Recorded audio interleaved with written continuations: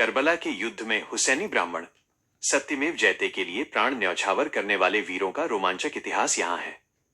नमस्कार दर्शकों, कर्नाटक संचार नाम के सोशल मीडिया प्लेटफॉर्म पर आपका स्वागत है।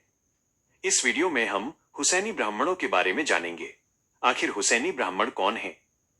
जन्म से हिंदू होने के बावजूद इस्लाम धर्म में उनकी इतनी रुचि और आस्था क्यों है? इन हुसैनी ब्राह्मणों और इराक में सन 680 ईस्वी में हुए करबला के युद्ध के बीच क्या संबंध है? आइए इस पर एक नजर डालते हैं। उससे पहले करबला के युद्ध की संक्षिप्त जानकारी। करबला का युद्ध 101680 ईस्वी को हुआ था। वो मुहर्रम का 10वां दिन था, जिसे आशूरा कहा जाता है।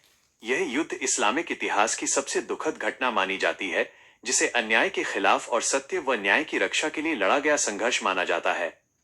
उस समय खुद को खलीफा घोषित करने वाले उमैयद शासक यजीद ने दमनकारी शासन चलाया था। अन्याय और अत्याचार चरम पर था। पैगंबर मोहम्मद सअवा के नवासे इमाम हुसैन पर यजीद के शासन को स्वीकार करने का दबाव बनाया गया, लेकिन इमाम हुसैन ने इनकार कर दिया। उन्होंने कहा कि ये अनैतिक शासन इस्लामिक सिद्धांतों के खिलाफ है। उन्होंने पैगंबर के आदर्शों और सत्य की रक्षा का निर्णय लिया। इससे यजीद क्रोधित हो गया। इसी बीच कूफा के लोगों ने पत्र लिखकर यजीद के अत्याचारों से बचाने की गुहार लगाई थी। इमाम हुसैन अपने परिवार और 72 अनुयायियों के साथ करबला के रेगिस्तान की ओर बढ़े। वहां यजीद की विशाल सेना ने उन्हें घेर लिया और आत्मसमर्पण करने को कहा। इमाम हुसैन नहीं झुके और अपने साथियों के साथ बहादुरी से लड़ते हुए शहीद हो गए। अन्याय के खिलाफ इस लड़ाई को आज भी याद किया जाता है। इसे अधर्म पर धर्म की जीत के संघर्ष के रूप में देखा जाता है। यह जानकारी मेरे अध्ययन पर आधारित है। इस युद्ध में न्याय के पक्ष में हुसैनी ब्राह्मणों के संघर्ष और बलिदान के बारे में भी काफी जानकारी मिलती है। पहला सवाल, ये हुसैनी ब्राह्मण कौन है?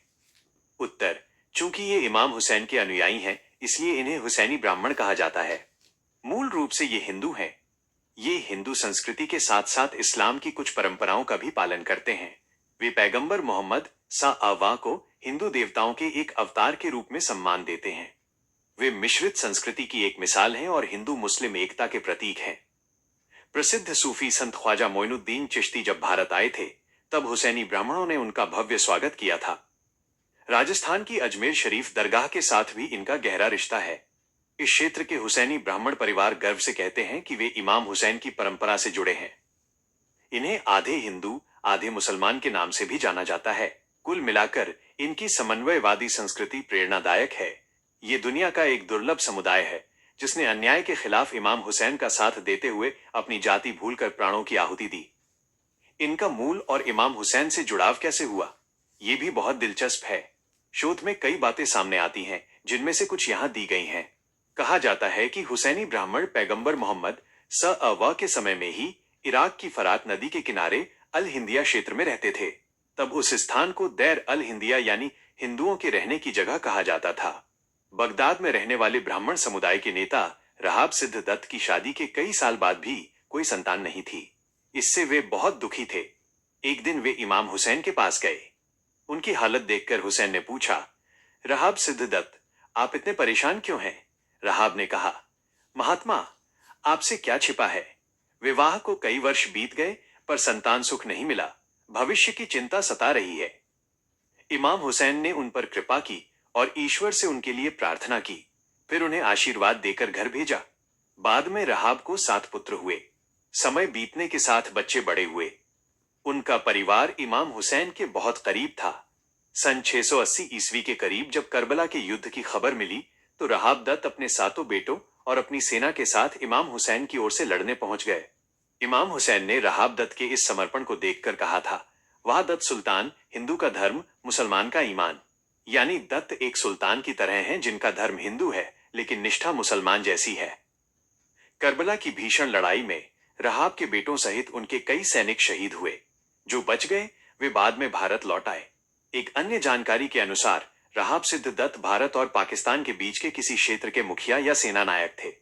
संतान न होने के कारण वे वैरागी होकर तीर्थ यात्रा पर बगदाद चले गए। वहां उन्हें इमाम हुसैन के दैवीय गुणों का पता चला। हुसैन की प्रार्थना से उन्हें 7 पुत्र प्राप्त हुए। जब उन्हें करबला के युद्ध का पता चला, तो वे मदद के लिए दौड़े। एक कहानी ये भी है कि वे युद्ध समाप्त होने के बाद पहुंचे और सहायता न कर पाने के दुख में रोने लगे। एक और मान्यता है कि यजीद की सेना जब इमाम हुसैन का सिर लेकर सियालकोट पाकिस्तान के हुसैनी ब्राह्मणों के घर पहुंची तो ब्राह्मणों ने हुसैन के सिर की रक्षा के लिए अपने बेटों के सिर काट कर दे दिए। यहां तक कि पौराणिक कथाओं के अनुसार अश्वत्थामा ने भी इमाम हुसैन से भेंट की थी। कई हुसैनी ब्राह्मण खुद को अश्वत्थामा का वंशज मानते हैं। वे अपना वंश माता की ओर से द्रोणाचार्य और पिता की ओर से परशुराम से जोड़ते हैं। यह समुदाय मोहयाल ब्राह्मण समुदाय का हिस्सा है। इनमें दत्त, बाली, छिब्बर, भीमवाल, लाव, मोहन और वैद जैसे 7 उपकुल हैं।